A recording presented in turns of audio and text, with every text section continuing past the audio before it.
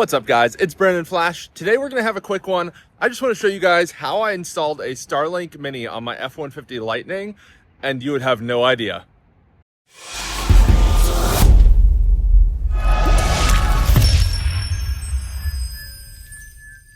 Today's video is brought to you by TubeToolkit.com. Tired of spending hours writing titles, descriptions, and tags for every video? With Tube Toolkit, just paste your YouTube link and AI generates optimized titles, SEO descriptions, timestamps, tags, and more in seconds. Plus AI thumbnails, shorts ideas, CTR scored titles, and full SEO toolkit. Start free with 3 videos a month. Upgrade anytime as your channel grows. TubeToolkit.com. Turn your videos into content gold. Thank you to Tube Toolkit for sponsoring today's video. So here we have it, my F-150 Lightning Lariat extended range, which means that I have a sunroof on this truck, a true sunroof that opens and closes and has a power shade.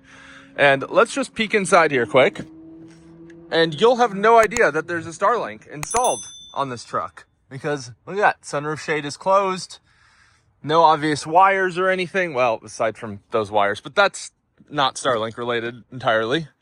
We have a car seat and everything. And there's a Starlink power cable, but that's not what I'm actually using. We'll get to that in just a second. But let's take a look on the roof. We use the handy dandy running boards and grab handle. And here you can see we have a Starlink mounted to the underside of the sunroof here on my F-150 Lightning. You could also do this on other vehicles, of course, as well. But let me show you guys how I installed this, how I routed the cables, and how I'm powering it. Some of this F-150 Lightning specific, and some of this you could apply to any vehicle that has some sort of glass roof, glass window that's vertical, whatever. You could even do this on the windshield, I guess, if you really wanted to. Or if you have a new Model Y Juniper, you'd have to do it on the back glass, since the sunroof on the latest Model Ys does not allow Starlink to pass through. So without further ado, let me open the sunroof. I'll show you guys how this is mounted, how the cables are routed, and how I'm powering it. So let's come in here to the front seat. We will open the power shade. I'll show you guys the roof here. So this only opens halfway, and then you press the button again, and then it opens the rest of the way in case you only want to expose the front glass. But here you can see that it very conveniently fits above the sunroof shade. So that way I can actually shut the shade, because unlike some cars that have glass roofs, like a lot of EVs, Tesla specifically, the glass roof on this is not tinted anywhere near as much as it should be, in my opinion, or at least doesn't have enough heat rejection to it. So I usually keep that sunshade closed, both for heat and for comfort. It's pretty bright in here if you have that open, especially in the summer. I live in Charlotte, North Carolina, so it gets pretty bright and pretty hot down here. So let me show you guys how that's routed. We'll move to the back seat. But there you can see it's nice and stealthily mounted, just suction cup to the roof, nothing permanent here. And it works great. And I did want to mention, if you're considering doing this on your Lightning or other vehicle and you don't already have a Starlink, I do have a referral code down below for 1 month of free Starlink service with the purchase of a Starlink Mini. I think right now they're only $200 or maybe $250. They often change the price, but you should not pay more than $250 for a Starlink Mini. And then that way both of us get a free month of service. And that really helps me on road trips and things to not have to pay for the Starlink service, which is pretty nice. And you, of course, get a free month as well. So let's jump in and I'll show you how this is mounted. So I will, of course, be linking all the things that I'm using down below, but we have a suction cup mount here. This just slides onto either end of the Starlink Mini. This is just normal Starlink Mini. And then I routed the cable up this way, so that way it tucks kind of up out of the way. And I actually ran it, there's a channel, basically, that then you can use a fishing stick, which I got these off of Amazon. I'll link these down below as well. These came in the mail, and my wife was like, what the heck are those? And I said, fish sticks, and she was very confused. But they are, in fact, wire fishing sticks. But yeah, she was not amused when I called them fish sticks, because you don't eat these. But these should be handy for other projects around the house and stuff as well. You probably don't need this full 11-foot kit for this. I only used, I think, 2 sections of it rather than the like 10 that are in here.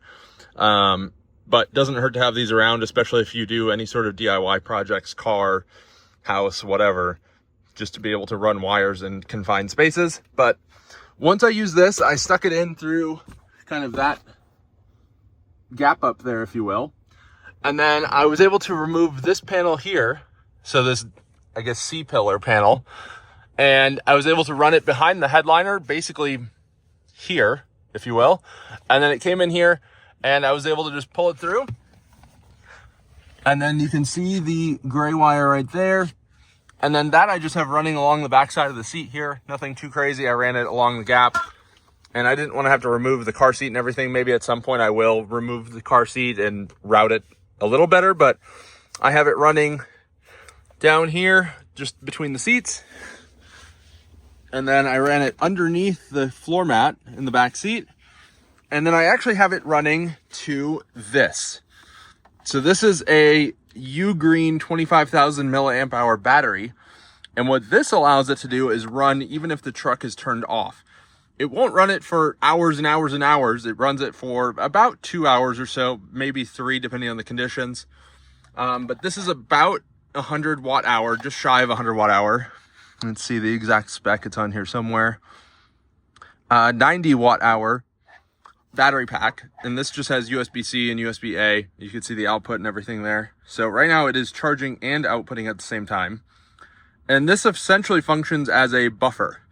So this is nice if you're just running into a store or something, and that way it can keep the Starlink on without having to have the truck on.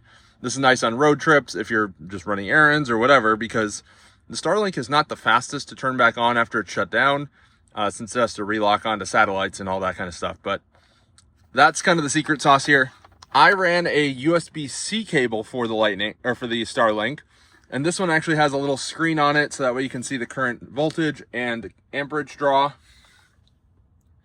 So it cycles between the two. So you can see it's about 1 amp at about 19.6 volts. So about 20 watts or so, which is not too much. And then this is actually powered off of ProPower onboard with a Anchor, just 120 volt to USB-C power supply there. There are a lot of different options you can do as far as how to power this, and that depends on your vehicle as well. If you want to keep it really simple, you could actually just run the factory included Starlink cable. This 50 foot, I think it is, factory cable is probably completely overkill. So I would probably get a shorter one, if anything, if you're going to do that. But you can use the included power supply.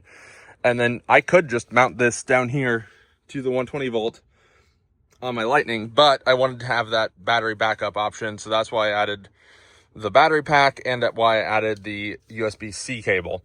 And that also keeps this free. So that way, if I want to remove the Starlink, I can easily do that. I have the little angle stand in the console. And then that way I can take the Starlink out, power it at a house or whatever if I'm at an event, or I could even power it and put it on top of the tonneau cover on the bed or whatever the case may be.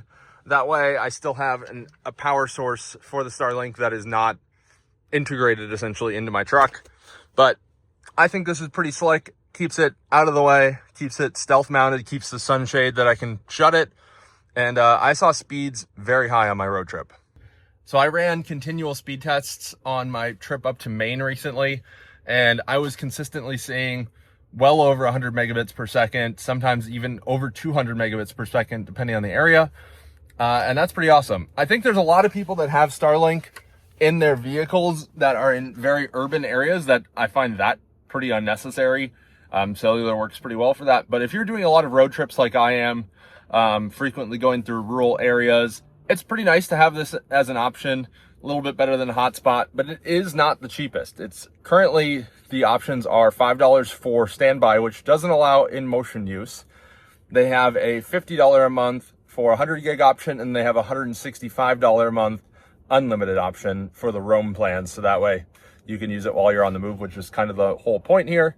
And obviously those are not cheap. Hotspot is definitely cheaper, but this gives you coverage where you wouldn't have cellular possibly. So if you live in LA, you probably don't need this. If you live in a rural area or you road trip, this is a nice option to have, but I'm certainly not one of those people that thinks, oh, you must have a Starlink, cellular is terrible. It's really not. But anyway, if you found this video helpful, hit the like button, hit the subscribe button. Comment down below if this was useful for you, if you have a Starlink Mini in your car. Would love to hear how you guys have set that up. I'll also link an out-of-spec bits video that Tom did on how he mounted this to his R1S and his Lightning without a sunroof. yeah, see you guys on the next one. Thank you guys for watching.